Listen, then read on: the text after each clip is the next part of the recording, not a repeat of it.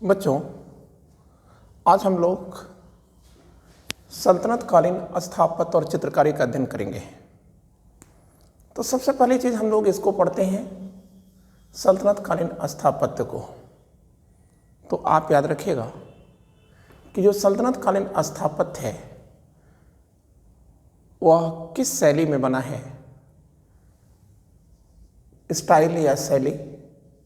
तो आप कहेंगे कि सर वह इंडो इस्लामिक में है।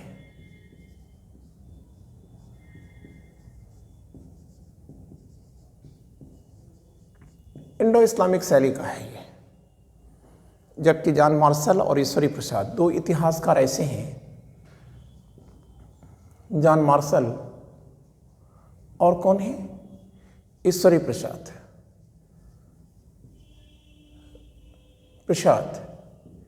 इनका क्या कहना है, ये कहते हैं कि देखो इस्लाम की बात ना करो। अब इस्लाम तो बहुत बड़ी चीज़ है, बहुत देशों में फैला है।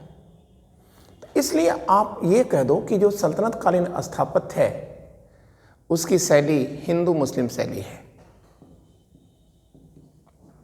हिंदू मुस्लिम शैली है। इसका मतलब ये है कि हिंदू स्थापत्य और मुस्लिम स्थापत्य दोनों का मिलन है सल्तनत कालीन स्थापत्य। और अब हम एक चीज देखते हैं कि सल्तनत कालीन स्थापत्य की विशेषता क्या है। तो बच्चों, पहली बार याद रखिएगा कि सल्तनत कालीन जो स्थापत्य की विशेषता है उसमें आप ये दो नाम याद रखिएगा, एक और दो। एक में लिखा हमने भारतीय और दूसरे में हमने लिखा ईरानी। तो ये जो भारतीय और ईरानी कला है, इसी कला का मिश्रण क्या है, आप कहोगे कि सल्तनत कालीन स्थापत्य है। भारतीय और ईरानी कला का मिश्रण ही, ठीक है, सल्तनत कालीन स्थापत्य है। अब ये जो सल्तनत कालीन स्थापत्य है इसमें क्या क्या बनते हैं, तो आप याद रखिएगा कि किला बनता है, क्लियर, मकबरा बनता है, मस्जिद बनती है, मीनार बनता है, गुंबद बनते हैं, क्लियर। और मकबरा है, किला है, मस्जिद है, मीनार है, गुंबद है और नुकीली मेहराब का इसमें निर्माण किया जाता है। और हमें ये भी याद रखना होगा कि ये सब चीज़ों को बनाने के लिए हिंदुस्तान में पहली बार कंक्रीट, चूना और सुर्खी का प्रयोग किया जाता है, क्लियर ना। तो ऐसा करने वाले मुसलमान भारत के पहले लोग हैं। और दूसरी विशेषता क्या है, तीसरी विशेषता क्या है इसके अंदर, तो आप कहोगे कि सर दिल्ली सल्तनत के जो मस्जिदें हैं वह प्रायः मंदिरों को तोड़ करके बनाई गई हैं, को तोड़कर क्या बनाया गया है, ये मस्जिद बनाई गई है। और ये भी आप याद रखिएगा कि पहली बार इमारतों में वैज्ञानिक विधि पर पहली बार क्या किया जा रहा है, इमारतों में वैज्ञानिक विधि, साइंटिफिक अप्रोच पर क्या बनाया जा रहा है, आप कहेंगे मेहराब और गुंबद बनाए जा रहे हैं। मेहराब और गुंबद ये बनाए गए हैं।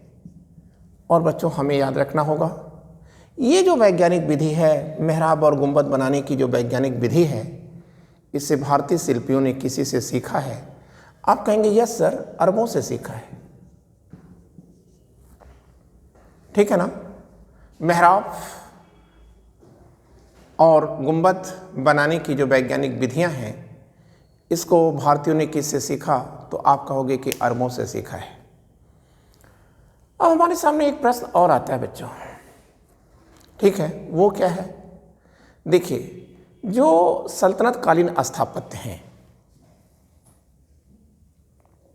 ठीक है, इसमें क्या चीज़ें मुसलमानों की हैं और क्या चीज़ें हिंदुओं की हैं, तो थोड़ा इसे भी देख लें हम लोग।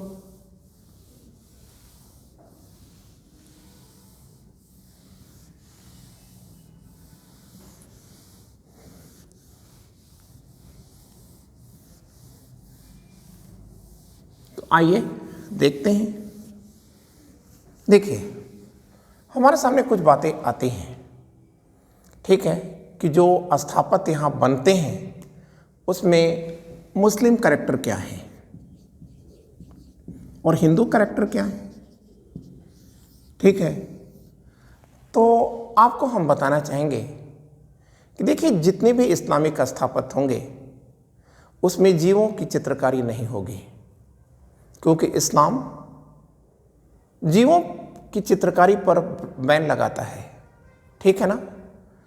तो मेरे बच्चों, आप याद रखिएगा कि फूल पत्तियों, ठीक है ना, ज्यामिति ज्यामिति इतना आपने देखा। इसके बाद कुरान की आयतों का उत्कीर्णन इस्लामिक स्थापत्य पर अवश्य ही किया गया है। और आपको हम एक चीज बताएं, जब किसी स्थापत्य पर फूल पत्तियों और ज्यामिति का चित्रांकन किया जाए तो उसी को अरबस्क कहा जाता है। अरबस्क, अरबस्क क्या है? आप कहोगे कि भवनों पर फूल पत्तियों और ज्यामिति से जो सौंदर्य दिया जाता है उसी को अरबस्क कहा जाता है। और यदि कुरान की आयतों का उत्कीर्णन किया गया है तो उसे क्या कहा जाता है? आप कहोगे कि सर उसी को कुफरी कहा जाता है। अगर कुफरी शैली कहा जाए कि कुफरी शैली का स्थापत्य क्या है, तो आपके दिमाग में तुरंत आ जाना चाहिए कि उस भवन पर कुरान की आयतें खुद ही हैं। क्लियर? और एक बात आपको और याद रखना है, जितनी भी मुस्लिम बिल्डिंग हैं उसमें गोलाई उत्पन्न करने के लिए, गोलाई उत्पन्न करने के लिए, ठीक है ना, राउंड करने के लिए, राउंड शेप करने के लिए जिस विधि का प्रयोग किया जाता है उसे स्क्रीज शैली कहा जाता है। स्क्रीज शैली कहा जाता है ठीक है ना। तो आपने ये चीज देख लिया, कहाँ का कैरेक्टर है, ठीक है, मुसलमानों का है। अब हिंदू कैरेक्टर क्या है यहाँ की बिल्डिंगों में, दिल्ली सल्तनत की बिल्डिंगों में? तो बच्चों देखो, स्वास्तिक का चिन्ह होगा, ठीक है, स्वास्तिक का चिन्ह होगा, कलश बना होगा, और घंटियों को अगर उकेरा गया है, घंटियों को अगर उकेरा गया है या उत्कीर्ण किया गया है तो ये हिंदू शैली है। क्लियर? और अब हमारे सामने एक प्रश्न आता है कि जो सल्तनत स्थापत्य है उसको हम लोग, ठीक है, कितने भागों में बांट सकते हैं? 5 भागों में बांट सकते हैं। देखिए, जो सल्तनत कालीन स्थापत्य है इसको हम डिवाइड कर रहे हैं कितने भागों में? आप कहोगे कि 5 भागों में बांट रहे हैं, ठीक है। तो देखिए, पहला जो भाग हमारा आएगा वो आएगा गुलाम स्थापत्य।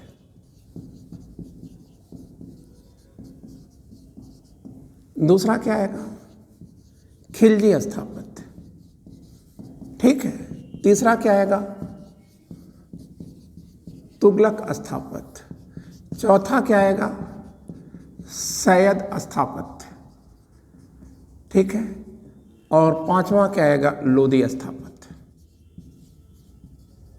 तो इसमें से हम एक हटा देते हैं, ये सैयद स्थापत्य हम हटा रहे हैं। क्यों हटा रहे हैं? क्योंकि सैयद स्थापत्य तुगलकी स्थापत्य या तुगलक स्थापत्य की नकल है, ठीक है। तो हम लोग क्या कह सकते हैं कि जो दिल्ली सल्तनत का स्थापत्य है उसको हम लोग मुख्यतः कितने भागों में बांट रहे हैं? 4 ही भाग में बांट रहे हैं। क्यों 4 भागों में बांट रहे हैं? क्योंकि सैयद स्थापत्य तुगलकी स्थापत्य का अनुकरण है। तो देखिए, इसे हटा दिया हमने। और अब हमारे सामने क्या आ रहा है कि हम शुरू कर दें गुलाम स्थापत्य से पढ़ना।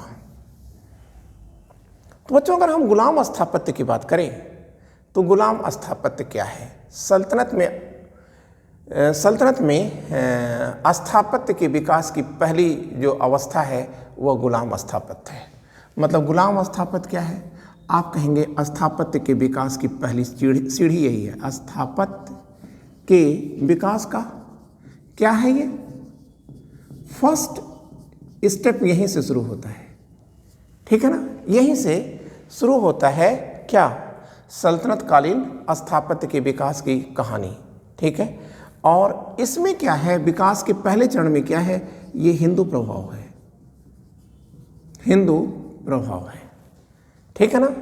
और कैसे आप कह सकते हैं? क्योंकि इस समय के जितने भी मस्जिद हैं सारे मस्जिदों के स्तंभ ये हिंदू मंदिरों के हैं, मंदिरों के हैं। क्लियर? और अब हम देखते हैं कि गुलाम स्थापत्य की कौन कौन बिल्डिंगें हैं हमारे सामने। तो आइए देखते हैं। तो गुलाम स्थापत्य में अगर हम पहली बिल्डिंग का नाम लें तो उसका नाम एक मस्जिद है और वह है कुव्वतुल इस्लाम मस्जिद, ठीक है ना। अब अगर हम इसकी डेट डाल दें तो इसे हम 1194 लिख सकते हैं, ठीक है।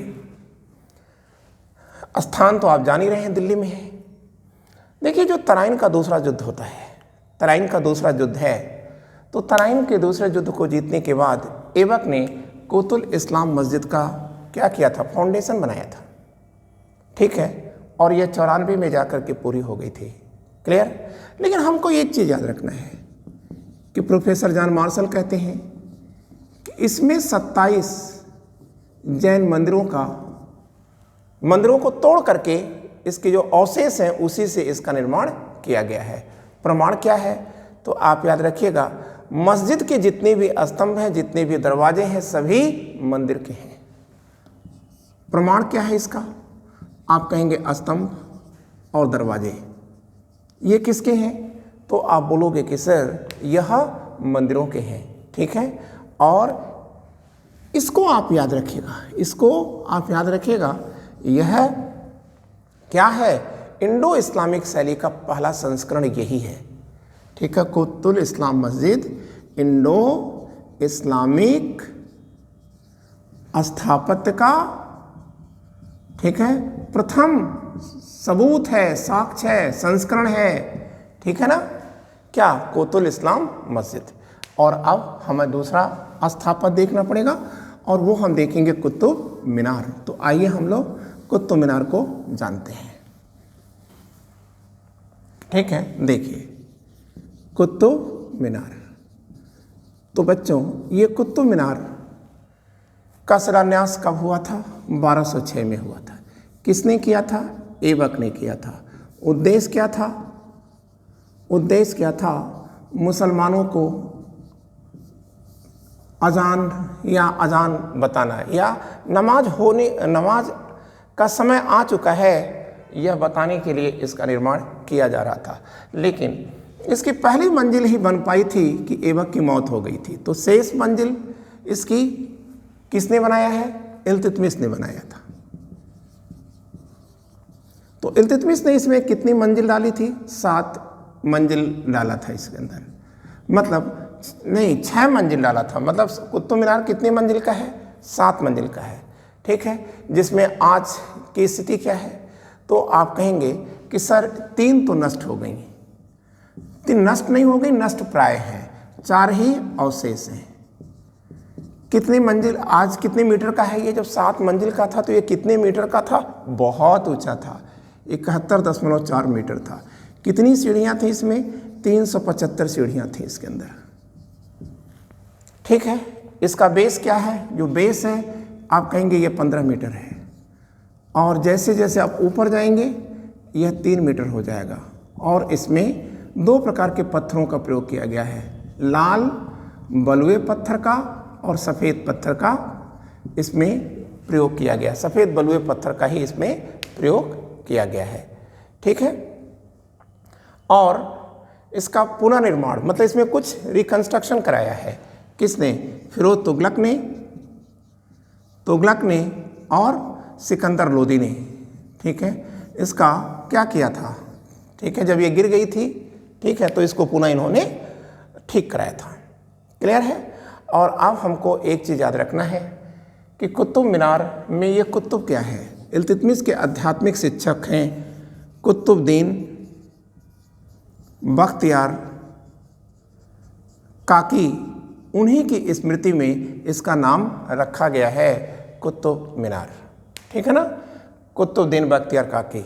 ठीक है, जिसे इल्तुतमिश ने कौन सा पद दिया था? शेखुल इस्लाम की उपाधि दिया था इनको, शेखुल इस्लाम की उपाधि से विभूषित किया था। ठीक है, लेकिन अब हमको कुतुब मीनार के बारे में एक चीज़ कोटेशन याद रखना होगा। पर्सी ब्राउन ने क्या कहा था?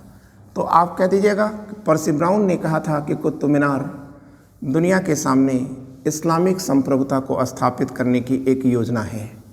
ठीक है, फिर से बोल देते हैं, कुतुब मीनार पर पर्सी ब्राउन का क्या कहना है?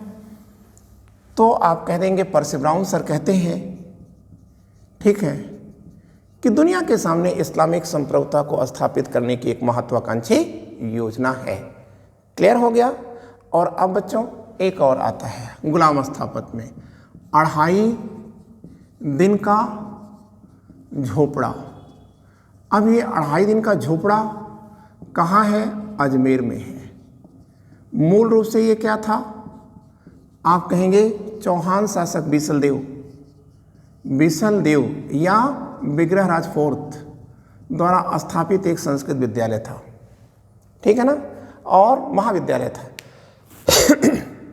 और इसी को तोड़ करके 2.5 दिन का झोपड़ा निर्मित किया गया था। ठीक है, अब प्रश्न आता है कि इसे 2.5 दिन क्यों कहा गया?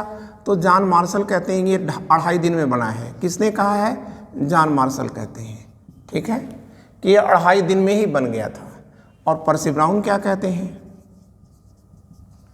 कि यहाँ एक झोपड़ा था। ठीक है, और उसी झोपड़े में 2.5 दिन का मेला लगता था, इसलिए इसे 2.5 दिन का झोपड़ा कहा जाता है। ठीक है, मतलब सब ऐसे ही है, तुक मिजाजी है। ठीक है, और अब हमको याद रखना होगा कि 2.5 दिन का झोपड़ा मूलतः है क्या? आप कहेंगे सर मस्जिद है। ये 2.5 दिन का झोपड़ा क्या है? मुख्यतः एक मस्जिद है। अब गुलाम स्थापत्य में हमको अगला टॉपिक पढ़ना है और वो है शमसी स्थापत्य या इल्तुतमिश का स्थापत्य। ठीक है, शमसी में जो भी स्थापत्य आएगा सब इल्तुतमिश का होगा। इल्तुतमिश का स्थापत्य ये उतार दिया, या आप कह सकते हैं शमसी स्थापत्य। ठीक है, या शमसी स्थापत्य हो गया। अब हमको आगे चलना है। देखिए, इल्तुतमिश कालीन जो स्थापत्य है उसमें पहली बात आप याद रखिएगा कि इल्तुतमिश हिंदुस्तान के पहले सुल्तान है। ठीक है, पहले मुसलमान भी हैं, सुल्तान के साथ साथ पहले मुसलमान भी हैं जिन्होंने अपने मकबरे का डिजाइन खुद किया है। मकबरे का, ठीक है, अपना मकबरा, ठीक है, इन्होंने खुद निर्मित कराया है। ठीक है, और यही जो मकबरा है इसी में स्क्रीच शैली का पहला प्रयोग हुआ है। स्क्रीच शैली का पहला प्रयोग हुआ है। ठीक है, और अब दूसरा पॉइंट याद रखिएगा इल्तुतमिश के काल का। ठीक है, जो महत्वपूर्ण स्थापत्य है उसमें इनके बेटे नासिरुद्दीन महमूद का मकबरा है। मकबरा ये कहाँ है? मलकापुर में है, दिल्ली के मलकापुर में है, दिल्ली में मलकापुर में है। ठीक है, और आप याद रखिएगा यह गुफा में बना हुआ है, इसीलिए पर्सी ब्राउन ने इस मकबरे को देख करके क्या कहा है? तो आप कह देंगे पर्सी ब्राउन ने नासिरुद्दीन महमूद को गुफा का सुल्तान कहा है, गुफा का सुल्तान। क्लियर? और बच्चों अब है तो मकबरे में हम बात कर लें, एक इल्तुतमिश के मकबरे में हमसे मैटर छूट गया, आप उसे कर लीजिएगा। इसी मकबरे में इसकी शैली का ही पहला प्रयोग हुआ है और इसी मकबरे की दीवारों पर पहली बार कुफरी का प्रयोग हुआ है।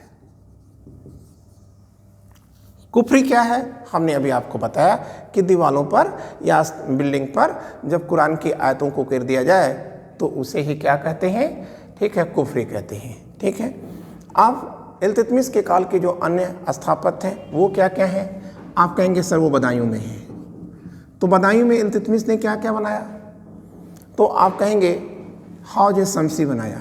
हौज ए शमसी बनाया, मतलब शमसी जो लोग हैं उनके नहाने के लिए हौज ए शमसी का निर्माण किया गया था। और फिर क्या किया गया था? आप कहेंगे यहीं पर इन्होंने शमसी ईदगाह बनवाया है। शमसी, ये कैपिटल कर दीजिएगा, शमसी ईदगाह का निर्माण भी कराया है। ठीक है, और अब इसके साथ इनका एक स्थापत्य है, कहाँ? जोधपुर में है। जोधपुर में है और वो है अतारिकन का दरवाज़ा। अतारिकन का दरवाज़ा है। ठीक है, भारत पर इस्लाम की विजय का प्रतीक है अतारिकन का दरवाज़ा। ठीक है ना बच्चों? अतारिकन का दरवाज़ा कहाँ है? जोधपुर में है। किसने बनाया है? इल्तुतमिश ने बनाया है। और ये किसका प्रतीक है? आप कह दोगे कि सर यह प्रतीक है किसका? भारत पर इस्लाम की विजय का। और अब हम लोग अगली बात करते हैं। ठीक है, और वो हमारी बातें क्या होंगी? आप कहेंगे एक इल्तुतमिश ने मोइनुद्दीन चिश्ती का मकबरा बनाया था। मोइनुद्दीन चिश्ती का मकबरा बनाया। कहाँ है ये? अजमेर में है, विश्व प्रसिद्ध है। इन्हीं को गरीब नवाज भी कहा जाता है। गरीब नवाज के नाम से भी जाना जाता है। और आप जानते हैं कि यह अंतर्राष्ट्रीय प्रसिद्ध व्यक्ति हैं मोइनुद्दीन चिश्ती। ठीक है, और इनके मकबरे पर देश और दुनिया से लोग आते हैं। ठीक है, अपनी मन्नतों को लेकर के आते हैं। ठीक है, तो मोइनुद्दीन चिश्ती की दरगाह, ठीक है, कहाँ है? अजमेर में है। ठीक है ना? और अब हमारे सामने अगला पोर्शन आएगा, बलबनी वंश के स्थापत्य क्या क्या है। तो आइए देखते हैं बलबनी स्थापत्य। बलबनी स्थापत्य, तो बलबनी स्थापत्य में बच्चों आपको क्या याद रखना है? केवल दो चीज़ याद रखना है यार, तीसरी कोई चीज़ नहीं है। ठीक है, और यह एक है बलबन का मकबरा। बलबन का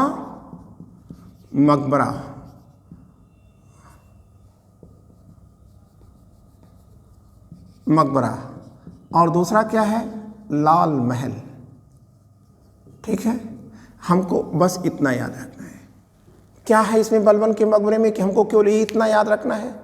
बच्चों इसलिए याद रखना है कि बलबन का मकबरा भारत में शुद्ध इस्लामिक विधि पर बनने वाला यह पहला मकबरा है।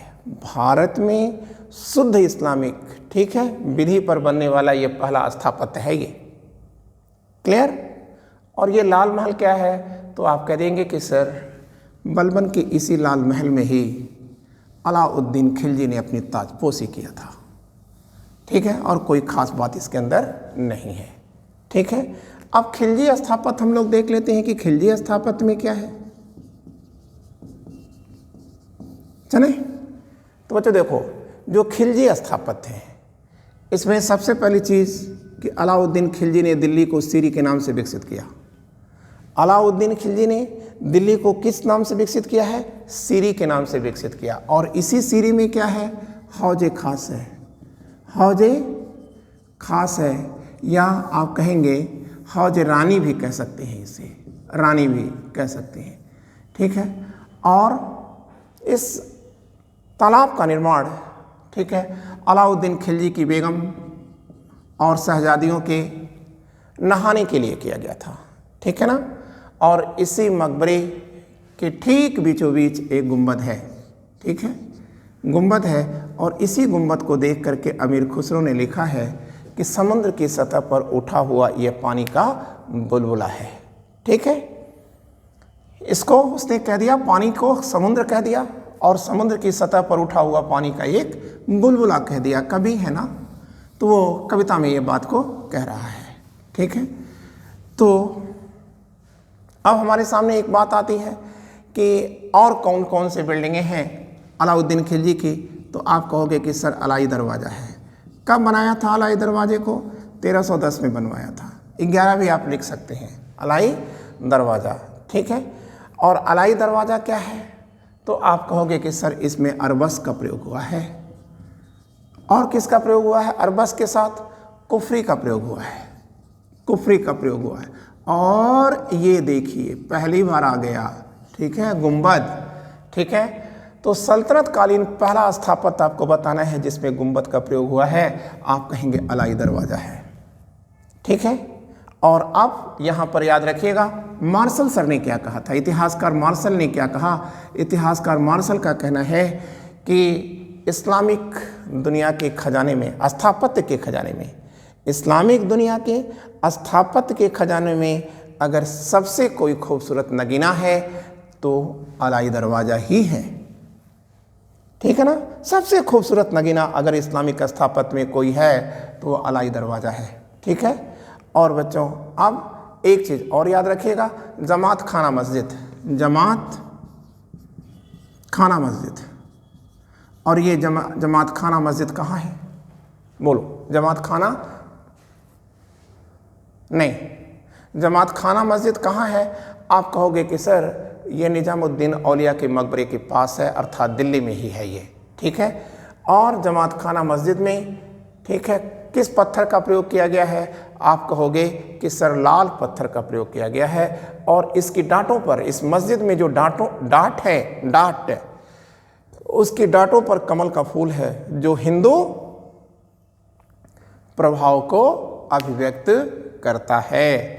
और अब आइए हम लोग अगली हेडिंग चेंज कर दें और कह दें तुगलकी स्थापत्य क्या है या तुगलक कालीन स्थापत्य क्या है। तो आओ बच्चों देखते हैं तुगलक कालीन स्थापत्य, कालीन स्थापत्य। तो पहली बात आप याद रखना कि तुगलक कालीन स्थापत्य में एक खास बात याद रखना कि तुगलक कालीन स्थापत्य आर्थिक तंगी की ओर इशारा करते हैं। ठीक है, आर्थिक तंगी को इशारा करते हैं और यही कारण है कि इसमें सौंदर्य तो नहीं है परंतु सुदृढ़ता। आप और हिंदी, आसान हिंदी कर लीजिए, इसमें मजबूती है। और एक खास बात और है कि इसे मिस्र की स्थापत्य या मिस्र की स्थापत्य, ठीक है, शैली का क्या माना जाता है? प्रतिबिंब माना जाता है। अर्थात इसकी जो दीवारें हैं ये झुकी हुई हैं। ठीक है, इसीलिए इसे सलामी स्थापत्य भी कहा जाता है। कौन सा स्थापत्य कहा जाता है? आप कहोगे कि सर सलामी स्थापत्य के नाम से भी इसको जाना जाता है। ठीक है ना, क्लियर? और अब हम एक पॉइंट आपके सामने और बात करते हैं कि तुगलक कालीन जो स्थापत्य है इसमें पहला नाम हम क्या ले रहे हैं? तो आप कहेंगे गयासुद्दीन तुगलक का जो निर्माण कार्य है उसकी बात करने जा रहे हैं। तो उसमें हम तुगलकाबाद लेना चाहते हैं, तुगलकाबाद।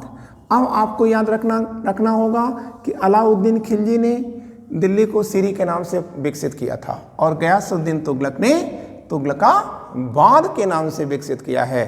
ठीक है, और इसी तुगलकाबाद में एक दुर्ग है और इस दुर्ग को 56 कोट के नाम से जाना जाता है। और यही 56 कोट है जिस पर इब्न बतूता ने कहा था, इब्न बतूता ने कहा था कि कोई भी व्यक्ति सूर्य के प्रकाश में इसको अपलक नहीं देख सकता। मतलब इतना ये चमकीला है। ठीक है, और अब हमारे सामने अगली बात आती है कि गयासुद्दीन तुगलक का मकबरा। मकबरा कहाँ है? ये गयासुद्दीन तुगलक का मकबरा दिल्ली के अंदर है। और इस मकबरे की खास बात क्या है कि यह कृत्रिम झील में बना है, कृत्रिम झील में बना है और इसी झील से प्रेरणा लिया है किसने? आप कहेंगे शेरशाह सूरी का जो स्थापत्य है, अरे मकबरा है, वो इसी से प्रेरित है। ठीक है। और इसका जो आकार है, किसका? इस मकबरे का जो आकार है वो कैसा है बच्चों? आप कह देना कि सर वो तो चतुर्भुज आकार का है, चतुर्भुज के आकार का है। ठीक है ना। और अब हमारे सामने अगला पोर्शन आता है। ठीक है, वो क्या है? तो आप याद रखो ठीक कि मोहम्मद बिन तुगलक का स्थापत्य देख लेते हैं। एमबीटी का स्थापत्य मोहम्मद बिन तुगलक, तो इनके काल में क्या क्या बना है?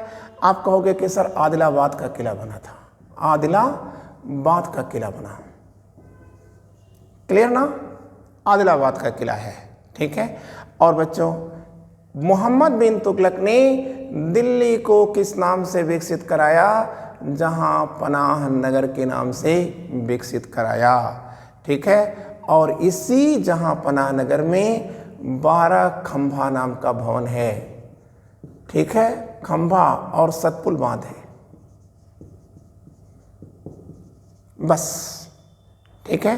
अब फिरोज शाह तुगलक की हम लोग बात कर लेते हैं। तो हमको याद रखना है कि जो फिरोज शाह तुगलक है, एफटी फिरोज शाह तुगलक, तो फिरोज शाह तुगलक के काल का जो स्थापत्य है उसमें पहली बात हम जो आपको बताएंगे, नहीं, हाँ, तो देखिए फिरोज तुगलक का जो स्थापत्य है उसमें अगर हम देखें तो उसमें क्या बातें हैं बच्चों? तो हमको याद रखना होगा कि फिरोज तुगलक का जो स्थापत्य आता है वो कोटला फिरोज शाह है।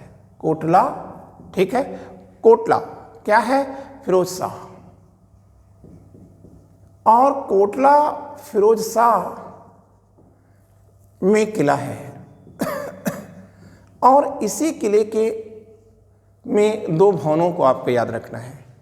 एक है जामा मस्जिद और दूसरा है कुस्क ए शिकार, कुस्क ए शिकार। अब देखिए जामा मस्जिद बताने की जरूरत तो है नहीं, मुख्य मस्जिद है।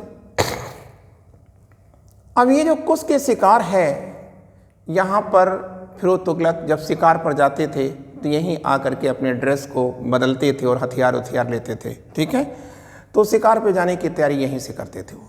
लेकिन हमको यहाँ पर क्या खास बात याद रखना है? आप कहेंगे कि शम्स ए सिराज अफीफ कहते हैं। शम्स ए सिराज अफीफ ने कहा है कि जामा मस्जिद के ठीक सामने अशोक का दिल्ली टोपरा स्तंभ है और कुस्क ए शिकार के सामने दिल्ली मेरठ स्तंभ खड़ा है। मतलब शम्स ए सिराज अफीफ कहते हैं कि यह मूलतः मेरठ में था, यह मूलतः टोपरा में था, जिससे फिरोज तुगलक ने ला करके अपने किले के अंदर स्थापित कराया है। अब हम लोग फिरोज तुगलक के मकबरे की बात कर लें। मकबरा, तो फिरोज तुगलक का जो मकबरा है यह एक वर्गाकार इमारत है। ठीक है ना, क्लियर हो गया? ये वर्गाकार एक इमारत है। अब हम लोग देखेंगे फिरोज तुगलक के काल का एक बहुत शानदार मकबरा है, खान ए जहां तेलंगानी का मकबरा। खान ए पहले लिखने तो दीजिए, तेलंगानी का मकबरा। तो देखिए जो खान ए जहां तेलंगानी है, ठीक है, ये हैं कौन? आप ये कहेंगे कि वजीर हैं, फिरोज तुगलक के वजीर हैं। और इनके मकबरे का निर्माण इनके बेटे ने कराया था। उसका नाम क्या है? खान ए जौना शाह है। ठीक है। और इस मकबरे की तुलना किससे किया जाता है? आप कहेंगे इज़राइल के अंदर जेरूसलम है और जेरूसलम में उमर की मस्जिद है, उसी से तुलना की जाती है। इतना भव्य है ये। किससे की जाती है? उमर के मस्जिद से की जाती है। इसके अतिरिक्त फिरोज तुगलक के काल में देखिए एक और स्थापत्य बनता है यार, बहुत ही इजी है, और वो है खिड़की मस्जिद बनती है, कब्रुद्दीन औलिया का मकबरा बनता है।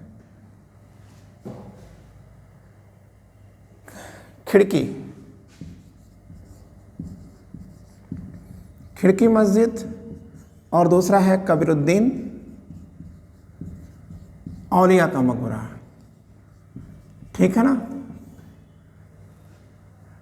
लेकिन आपको याद रखना होगा कि कमरुद्दीन औलिया का मकबरा यह फिरोज तुगलक के मरने के बाद ही इसका शिलान्यास होता है, लेकिन तुगलक शाह सेकंड करते हैं, लेकिन इसकी जो पुड़ाहुती है, मतलब ये पुड़ होता है, नासिरुद्दीन महमूद के काल में। ठीक है, अब हमको देखना है लोदी स्थापत्य, क्योंकि सैयद स्थापत्य ये तुगलकों के स्थापत्य की महज एक नकल है। अब आइए देख लेते हैं। ठीक है, तो बच्चों इसको हटा देते हैं और यहाँ लिख देते हैं लोदी कालीन स्थापत्य। हाँ, एकदम हुआ सैयद कालीन जो स्थापत्य हैं, बस वो एक उन्हीं की नकल माने जाते हैं। ठीक है, अब लोदी स्थापत्य में आप जाने, इसके लिए यार पहली बात याद रखना कि पर्सी ब्राउन ने लोदी के काल को मकबरों का युग कहा है। मकबरों का युग कहा है, मतलब भव्य मकबरों का निर्माण यहीं से शुरू होता है। ठीक है, और इस काल का पहला मकबरा तो आप जान ही रहे होंगे किसका होगा, जाहिर सी बात है इसके संस्थापक का होगा, बहलोल लोदी का मकबरा है। और बहलोल लोदी का जो मकबरा है इसमें 5 मीनार हैं। ठीक है, ये क्या है, इसमें 5 मीनार हैं और यह लाल बलुए पत्थर की बनी है। जो बीच की मीनार है वही सबसे ऊंची है। ठीक है, और इसके बाद है सिकंदर का मकबरा, सिकंदर लोदी का मकबरा। और बच्चों सिकंदर लोदी का जो मकबरा है, तो इसमें आप याद रखिएगा कि इसमें खास बात है कि इसके गुंबद के चारों ओर छतरी है। ठीक है, और गुंबद के चारों ओर छतरी है। ठीक है ना, एक तो आपने ये चीज़ जान लिया कि गुंबद के चारों ओर छतरी है। ठीक है ना, और एक खास बात आप और जान लेंगे, और वो है कि ये है जो छतरी है, ये छतरी किस पर टिकी है। आप कहोगे कि सर ये 8 स्तंभों पर टिकी हुई है। अब आप अगली बात क्या करेंगे, तो आप कह देंगे कि हम अगली जो बात करेंगे वो है मोट की मस्जिद। ठीक है ना, तो आइए हम लोग देखते हैं मोट की मस्जिद क्या है। ठीक है ना, तो आइए इसको पुनः हटाइए। मोट की मस्जिद, मोट की मस्जिद। ठीक है, हाँ, मोट की मस्जिद ये मियाँ भुआ की है, मियाँ भुआ की है। और मियाँ भुआ कौन है, सिकंदर लोदी के क्या है, यह वजीर है। ठीक है ना, और अब थोड़ा सा मैटर हमको और मेहनत करने की ज़रूरत है, इसके बाद ये ख़त्म हो जाएगा। आप कहेंगे इब्राहिम लोदी, हाँ ये भी लिख लीजिए वैसे, हाँ नहीं ऐसा नहीं है। आप वहाँ जाकर के सीधे लिख लेंगे कि इब्राहिम लोदी का जो मकबरा है वो पानीपत में है। ठीक है, इब्राहिम लोदी का मकबरा पानीपत में है और उसका निर्माण खुद इब्राहिम लोदी के दुश्मन बाबर ने कराया है। ठीक है, और कोई ख़ास बात नहीं। और अब हम लोग एक और चीज़ देखते हैं कि जो क्षेत्रीय बिल्डिंगें हैं वो कौन कौन सी हैं। ठीक है, तो हम लोग अगर क्षेत्रीय बिल्डिंगों की बात करें तो उसमें हमारे सामने पहली बात आएगी जौनपुरी स्थापत्य, जौनपुर के जो स्थापत्य हैं। ठीक है, क्लियर, जौनपुरी जो स्थापत्य हैं इसमें थोड़ा ध्यान दीजिए आप। हम जो जौनपुरी स्थापत्य हैं उन जौनपुरी स्थापत्य में आप क्या करेंगे, तो आप कह देंगे कि सर जो जौनपुरी स्थापत्य है उसमें पहला हमको याद रखना है कि सरकियों का स्थापत्य है। जौनपुर में जो भी स्थापत्य बने हैं वो किसके बने हैं, ठीक है, सरकी के हैं। ठीक है, क्लियर, सरकी स्थापत्य, क्लियर। अब आप याद रखिएगा कि जो सरकी स्थापत्य है उनमें प्रमुख कौन है, आप कहोगे कि सर अटाला मस्जिद है, अटाला मस्जिद है। ये अटाला मस्जिद कब बना है, आप कहोगे देखो इसमें 1406 भी मिलेगा, 1408 भी मिलेगा, हमने 1408 लिख दिया। ठीक है, और किसने बनाया है, आप कहोगे कि सर ये इब्राहिम शाह सरकी का है, इब्राहिम शाह सरकी है। ठीक है, और अब हमको याद रखना होगा कि इब्राहिम शाह सरकी ने क्या किया था। ठीक है, एक यहाँ अटाला देवी का मंदिर था, अटाला देवी का मंदिर था। ये मंदिर किसने बनाया है? आप कहेंगे गढ़वाल शासक विजय चंद ने बनवाया था। ठीक है, और इसी को तोड़ करके अटाला मस्जिद का निर्माण इब्राहिम शाह सरकी ने कराया था। ठीक है, अब जामी मस्जिद जौनपुर में है, जौनपुर में जामी मस्जिद है। ठीक है, ये देखिए जौनपुर लिखा है जामी मस्जिद, और ये जो जामी मस्जिद है वो उसका निर्माण किसने कराया था? आप कहोगे कि सर 1470 में हुसैन शाह सरकी ने कराया था। हुसैन शाह सरकी, ये वही हुसैन शाह सरकी हैं जिनके बारे में मैंने आपको कल बताया था कि यह ख्याल गायकी के जनक माने जाते हैं। ठीक है, फिर इसके अतिरिक्त एक और जौनपुरी स्थापत्य है, वो है झझरी स्थापत्य, झझरी मस्जिद। ठीक है, आज हमारे बीच झझरी स्थापत्य लगभग समाप्त हो चुका है। और इसका निर्माण कब किया गया था? तो निर्माण तो हम आपको नहीं बता पाएंगे, लेकिन इतना जरूर है कि इब्राहिम शाह सरकी द्वारा ये भी निर्मित किया गया था। ठीक है, अब लाल दरवाज़ा। ठीक है, जौनपुर का ही है लाल दरवाज़ा। आप कह देंगे लाल दरवाज़ा ये बहुत पुरानी बिल्डिंग है और आज भी है, ये 1450 का है। ठीक है, और आज भी अपनी, ठीक है, दास्तान को, मतलब भव्य अपनी जो दास्तान है वो कहने के लिए पर्याप्त है। ठीक है, और आप याद रखिएगा मार्शल ने लाल दरवाजे को क्या कहा था? अटाला मस्जिद का संस्करण कहा है, अटाला मस्जिद का संस्करण कहा था। ठीक है, क्लियर हो गया? मैं ठीक कर दे रहा हूँ, रुक जाइए। और अब हमको अगला पोर्शन क्या करना है? ऐसे नहीं चलाया जाता जैसे आप चलाती हैं। ठीक है, को सीख लीजिए। अब एक चीज आप और याद रखिए, अन्य क्षेत्रीय जो स्थापत्य हैं उसमें क्या क्या आता है। ठीक है, तो बच्चों उसमें आएगा, हम बंगाल में चलते हैं। बंगाल में कौन कौन से स्थापत्य आते हैं? ये क्षेत्रीय स्थापत्य है। तो देखो बंगाल में एक आएगा पंडुआ, बंगाल में एक स्थान है पंडुआ, और पंडुआ में क्या है? तो आप कहोगे कि सर अदीना मस्जिद यहीं पर है। पंडुआ में कौन सा मस्जिद है? अदीना मस्जिद है। ठीक है, अब अगर आपसे पूछा जाता है कि अदीना मस्जिद किसका है, तो आप कहोगे कि सर ये सुल्तान सिकंदर शाह का है, सुल्तान सिकंदर शाह की है। ये 1336 में है। क्लियर? अब आप एक चीज़ याद रखिएगा। ठीक है, इसके अतिरिक्त एक और आता है। ठीक है, जलालुद्दीन मोहम्मद शाह का मकबरा, जलालुद्दीन मोहम्मद शाह का मकबरा आता है। इसी मकबरे को, ठीक है, लखी मकबरे के नाम से जाना जाता है। लखी,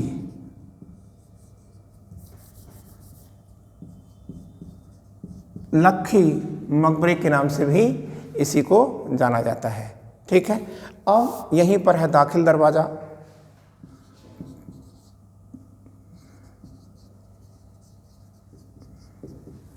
ठीक है ना, लेकिन यही कहने का मतलब पंडुआ मत मान लीजिएगा। दाखिल दरवाज़ा ये गौड़ में है, गौड़, बंगाल की राजधानी गौड़ में है। ठीक है ना, और आप याद रखिएगा कि इसे क्या कहा जाता है। ठीक है, दाखिल दरवाजे को, तो आप कहिएगा ईंट से निर्मित जितने भी स्थापत्य हैं उनमें सबसे अच्छा है दाखिल दरवाज़ा। ठीक है, और यही गौड़ में ही कौन कौन से हैं यार? देखो, बड़ा सोना मस्जिद है। ठीक है, छोटा सोना मस्जिद है। ठीक है, बड़ा सोना मस्जिद है, छोटा सोना मस्जिद है, तांतीपुरा का मस्जिद है, लोटर, देखो लोटन मंदिर, मस्जिद, लोटन मस्जिद, फिर तंतीपुरा का मस्जिद, बस। ठीक है। अब मालवा में अगर हम देखें कि मालवा में कौन कौन से स्थापत्य इस युग में बने हैं, तो उसको भी हम लोग एक सरसरी निगाह से देख लेते हैं, क्योंकि छोड़ना एक रिस्की है आज के कॉम्पिटिटिव दौर में। ठीक है। तो मालवा में एक तो है मांडू का किला, मालवा में है मांडू का किला। और ये जो मांडू का किला है, ठीक है, इसका निर्माता कौन है? आप कहेंगे सर ये हुसैन शाह हैं, सुल्तान हुसैन शाह हैं। ठीक है, मालवा में ही है।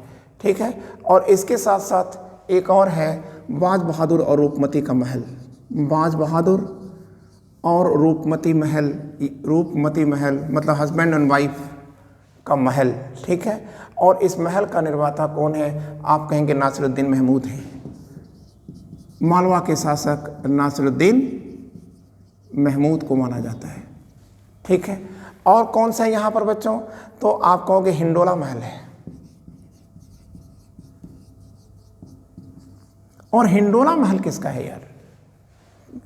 नहीं, हिंडोला महल किसका है? आप कहेंगे सर ये भी हुसैन शाह का है, ये लिखा है हुसैन शाह। ठीक है। 1425 में बना है, 1425 में यह बना हुआ था। ठीक है। और इसके बाद आप कहेंगे जहाज महल है, जहाज महल भी यह मांडू में है। और यह गयासुद्दीन, वहाँ मालवा का शासक है गयासुद्दीन खिलजी, उसके द्वारा यह निर्मित है, खिलजी। और बच्चों एक और मैटर है कुस्क ए शिकार, या कुस्क महल लिखिए, कुस्क शिकार लिखेंगे तो फिर वो तुगलक हो जाएगा। कुस्क महल ये कहाँ पर है? आप कहोगे कि सर चंदेरी में है। ठीक है। या आप कह सकते हैं एग्जैक्टली यह फतेहाबाद में है।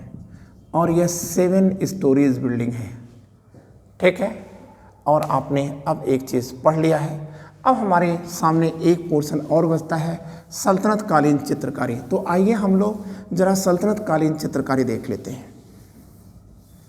तो आप याद रखिएगा कि सल्तनत कालीन चित्रकारी में तो पहली बात आप याद रखिएगा कि सल्तनत काल में ये जीवों की चित्रकारी हुई ही नहीं। क्यों नहीं हुई? तो हमने आपको बता दिया है कि सॉरी सर, इस्लाम अलाउ नहीं करता। वो कहता है कि जीव बनाने का काम ईश्वर का है, और अगर इंसान जीवों की चित्रकारी करता है तो वो अल्लाह के हाथों का या उसकी संरचनाओं का मजाक उड़ा रहा है, इसके अतिरिक्त और कुछ नहीं कर रहा है। ठीक है। तो इसीलिए रोजनबर्ग, ठीक है, और पर्सी ब्राउन, ये ऑस्ट्रेलिया से हैं, ये रूस से हैं, रूस और ऑस्ट्रेलिया। इन दोनों का कहना क्या है कि अजंता से अकबर के बीच चित्रकारी हुई ही नहीं। ठीक है। लेकिन यह गलत बातें आई आएंगी। ठीक है। यहाँ तक तो ठीक है, चला, इन्होंने ये कहा। लेकिन आप याद रखिएगा 1947 एक शोध छात्र है, और वो है हरमन गोटेज ने, ठीक है, सल्तनत कालीन चित्रकारी को खोज निकाला। सल्तनत कालीन चित्रकारी की किताब का क्या नाम है? आप कहोगे खमसा। सल्तनत कालीन चित्रकारी की जो किताब है उसका नाम है खमसा, याद रखिएगा। और इसने खोज निकाला, और इसी खमसा के आधार पर उन्होंने खमसा में उन्होंने कहा, क्या क्या जो विवरण दिया है उसके आधार पर उन्होंने कहा कि लाहौर के निगार खानम में, आंगन में, या निगार खानम का मतलब तो आंगन होता है, लेकिन यहाँ म्यूजियम से मतलब है।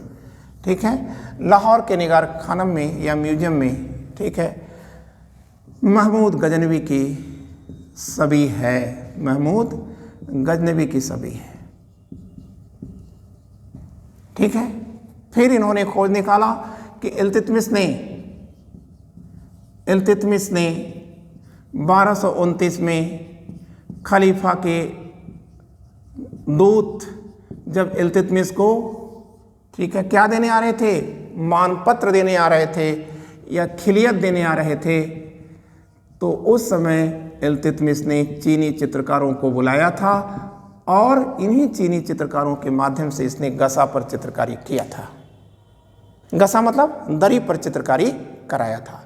इसके बाद बच्चों हमारे सामने एक और पोर्शन आता है इल्तुतमिश के बाद, तो हम देखते हैं कि अलाउद्दीन खिलजी। अलाउद्दीन खिलजी के जो पुत्रवधू हैं वो है देवल रानी, ठीक है, देवल रानी। और देवल रानी का विवरण खुसरो दे रहे हैं, अमीर खुसरो दे रहे हैं। किस में दे रहे हैं? आस्की में दे रहे हैं। आस्की किसकी किताब है? खुसरो की। और इस किताब में वो कहते हैं कि देवल रानी ने, ठीक है, विवाह के समय, ठीक है, जो कपड़े पहन रखे थे उन कपड़ों पर गजब की चित्रकारी थी, ठीक है। और एक किताब आती है और वो है छिताई वार्ता। छिताई वार्ता, तो छिताई वार्ता क्या है? आप कहेंगे यह देवगिरी के शासक रामचंद्र की बेटी हैं छिताई, और अपने यौवन और अपने सौंदर्य के लिए ये जग प्रसिद्ध थी, ठीक है, दुनिया में प्रसिद्ध थी। छिताई वार्ता क्या है? आप कहोगे सर चित्रकारी है, चित्रकारी की किताब है ये, ठीक है। और यह चित्रकारी किसने किया है? आप कहेंगे अलाउद्दीन खिलजी द्वारा दिल्ली से भेजे गए चित्रकारों ने किया है। अलाउद्दीन खिलजी द्वारा दिल्ली से जो चित्रकार भेजे गए हैं उन्होंने छिताई वार्ता पर पेंटिंग किया है। इस छिताई वार्ता में क्या है? छिताई का, ठीक है, सखियों के साथ जो हंसी मजाक है उसी सौंदर्य पर ये पेंटिंग की गई है। अब अगर हम इनसे दूर जाएं, अलाउद्दीन खिलजी से दूर चले जाएं, तो आप याद रखिएगा हमको एक और लिटरेचर याद रखना होगा, एक और पेंटिंग याद रखनी होगी MBT के काल की। मोहम्मद बिन तुगलक के काल की एक पेंटिंग मिलती है जिसमें वह एक महफिल में है और कुछ लड़कियां उसे जाम पिला रही हैं, शराब पिला रही हैं। यह भी चित्र है, ठीक है, क्लियर। और इसी समय मुल्ला दाऊद की एक किताब आती है और उसका नाम है, पेंटिंग की किताब है, ठीक है, और वो दिमाग पे नहीं आ रहा है, ठीक है, उसे हम आपको बता देंगे, ठीक है। उसमें वो करता क्या है, मुल्ला दाऊद करता क्या है? आप कहेंगे अवध की जो रानी है, राजकुमारी है, ठीक है, उस पर वो पेंटिंग करने की जानकारी देता है, ठीक है। तो बच्चों हमने ये मैटर ख़त्म कर दिया है। और हाँ, याद आ गया, चंदायन, तो ये मुल्ला दाऊद की पेंटिंग की है, अवधी में है, ठीक है। और चंदायन किसकी कृति है? मुल्ला दाऊद की है। और इस कृति में वो क्या कहता है, ठीक है, कि दिल्ली के चित्रकारों ने चंदा पर चित्रकारी किया था, राजकुमारी चंदा पर चित्रकारी किया था, और यह किताब अवधी में लिखी गई है, ठीक है ना बच्चों। हमने आपके बीच यह टॉपिक ख़त्म कर दिया है, ठीक है, और कल से हम लोग नया टॉपिक शुरू करेंगे। थैंक यू बच्चों, wishing you all the luck.